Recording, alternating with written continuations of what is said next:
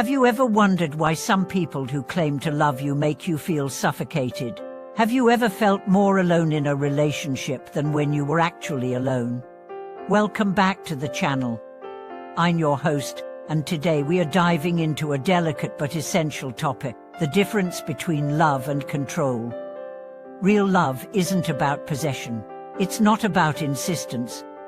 It's not about checking your phone, tracking your every move, or demanding constant attention. Real love is expansive.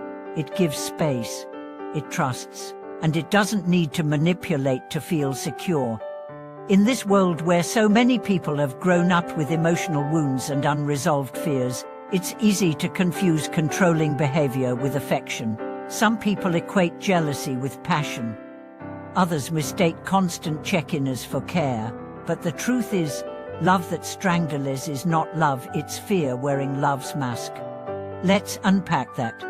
True love is freedom. When someone truly loves you, they want to understand you, not own you. They want to walk beside you, not stand over you. They want to build with you, not build their identity through you. And perhaps most importantly, they want to see you grow, even if that growth changes the dynamics of the relationship. Now contrast that with someone who's always suspicious, who needs to know where you are, what you're doing, who you're talking to, every minute of every day. They might say it's because they love you, but what they really mean is they're terrified of losing control. They're using love as a leash. And no matter how pretty the leash is, it's still a form of bondage. Why do people do this? Because control gives the illusion of safety. Many people were hurt early in life, abandoned, betrayed, neglected. So when they find someone they care about, the instinct isn't to nurture, it's to guard, to protect, to possess. They believe if they can just manage every variable, they won't get hurt again. But here's the paradox: the more you try to control someone, the more they slip away. Not just physically, but emotionally. Control doesn't breed connection. It breeds resentment, distance, disengagement. And here's what makes it even more complex: most people who control others aren't trying to be toxic, they're trying to feel safe. But unhealed trauma, when left unchecked, becomes someone else's prison. Let's consider a story. Maya and Jordan were in a relationship for 5 years. In the beginning, Jordan was attentive, thoughtful, always checking in. Maya felt adored. But over time, the check-in has turned into interrogations, the affection turned into accusations. If Maya didn't respond to a text within minutes, Jordan assumed the worst. If she went out with friends, he questioned her loyalty. Jordan didn't yell. He didn't hit. But the emotional tension was constant. One day, Maya said, "I feel like I can't breathe." Jordan replied, "I just love you too much." But that wasn't love. That was fear pretending to be love. Maya eventually left. It broke both their hearts. But for the first time, Jordan saw that his behavior wasn't protective, it was destructive. He went to therapy, faced his abandonment issues, learned to trust again. A few years later, when he entered a new relationship, he didn't control. He listened. He allowed space. He celebrated independence, and for the first time, love felt like ease, not effort. This is the shift we all need to understand. Love isn't about preventing pain. It's about supporting each other through it.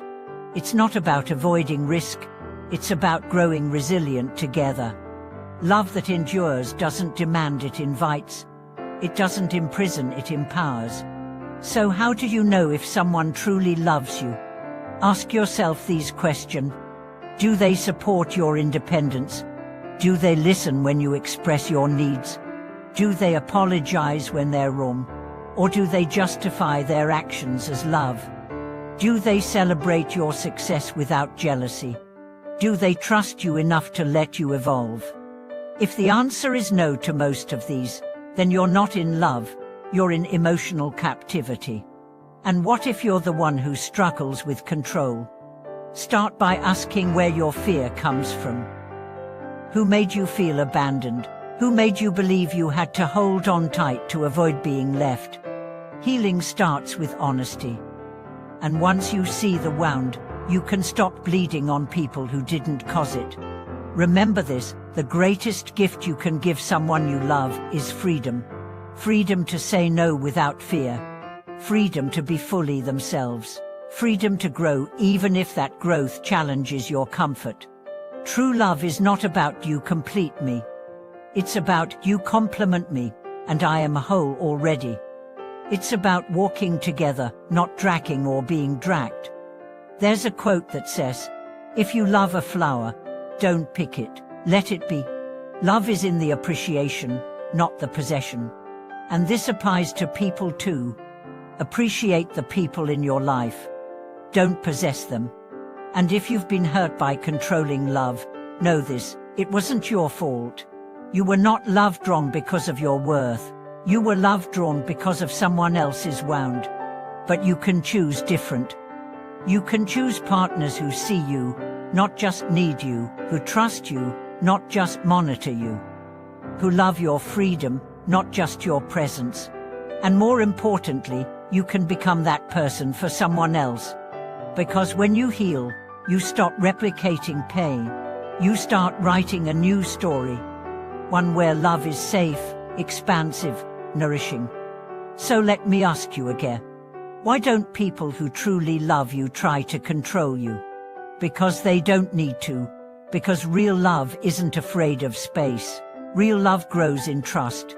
And real love doesn't shrink when you expand, it celebrates your becoming. Thank you for watching this video.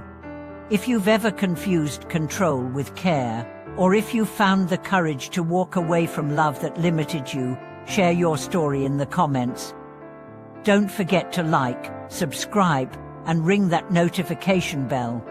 We'll continue this journey together.